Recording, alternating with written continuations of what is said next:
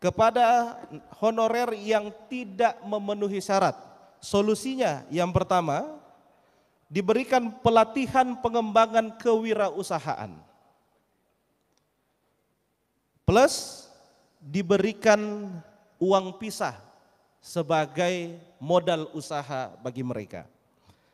Yang kedua, diberikan kartu prakerja.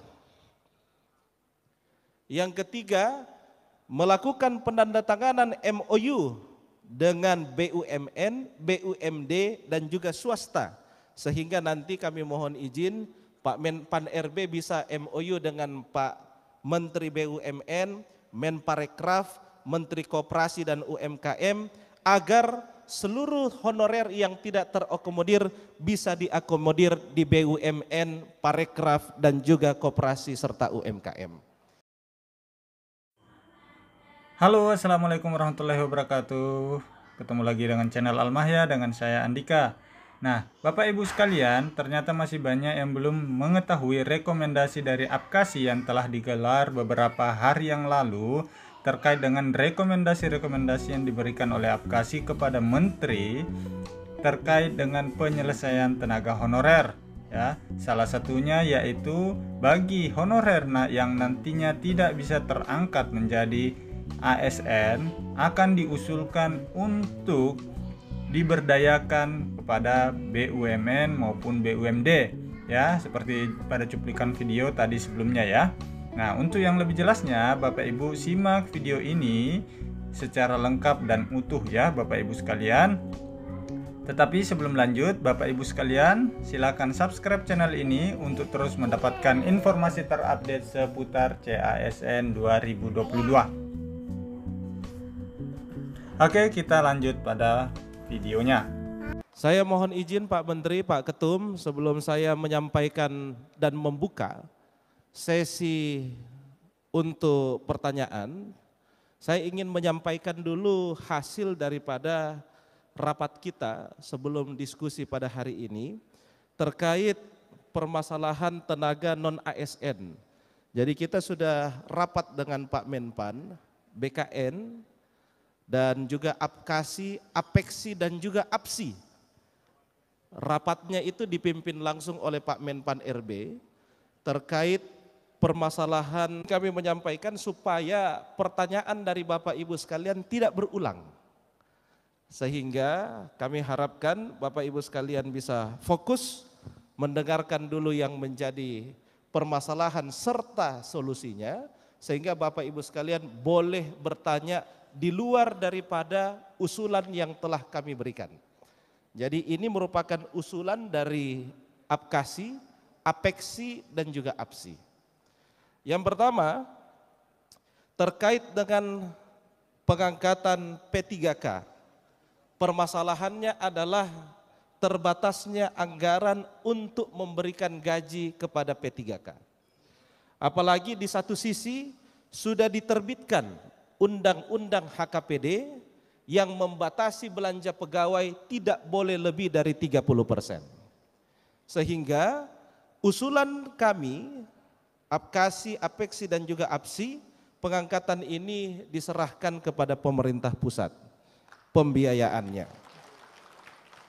Kemudian berkaitan dengan range gaji. Yang kedua, ditetapkan range gaji. Jadi kalau misalnya ditetapkan dalam satu provinsi range gajinya itu 1 juta sampai dengan 1,5. Sehingga nanti pada saat penggajiannya Bapak Ibu sekalian para kepala daerah dan pemerintah kabupaten kota serta provinsi boleh mengambil dalam range gaji tersebut. Contoh, apabila seorang guru ditetapkan di satu daerah range gajinya 1 juta sampai dengan 1,5, disesuaikan dengan kemampuan keuangan daerahnya masing-masing. Jadi bisa saja daerah A menggajinya 1,1, daerah B menggajinya 1,3, daerah C boleh menggajinya 1,5.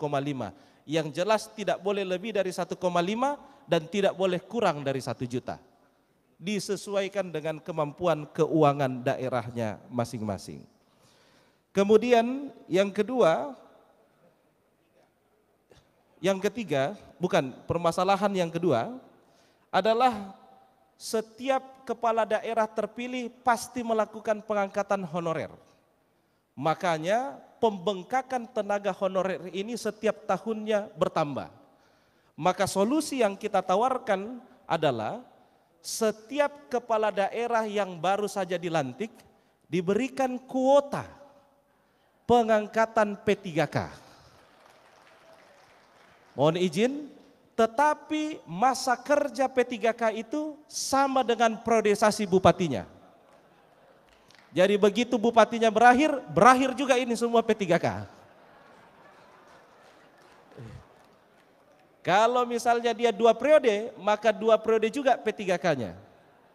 Ini juga bisa mengakomodir teman-teman yang titipannya banyak.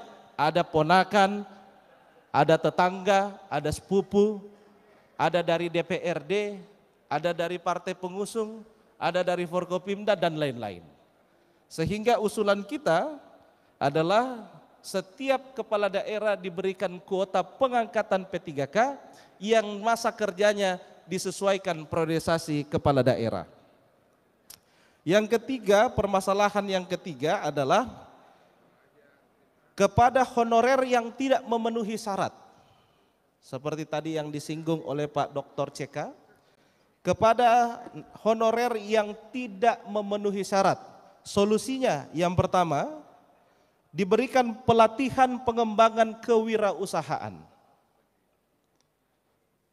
Plus diberikan uang pisah sebagai modal usaha bagi mereka. Yang kedua, diberikan kartu prakerja.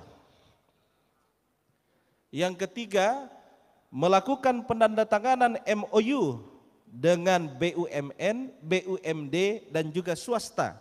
Sehingga nanti kami mohon izin Pak Menpan RB bisa MOU dengan Pak Menteri BUMN, Menparekraf, Menteri Koperasi dan UMKM agar seluruh honorer yang tidak terakomodir bisa diakomodir di BUMN, Parekraf dan juga Koperasi serta UMKM. Sehingga itulah menjadi solusi bagi seluruh honorer yang tidak memenuhi syarat terangkat menjadi PNS atau P3K. Dan yang terakhir adalah mendorong setiap investasi yang masuk di wilayah Bapak Ibu sekalian agar memberdayakan tenaga non-ASN yang tidak terakomodir menjadi PNS dan juga P3K.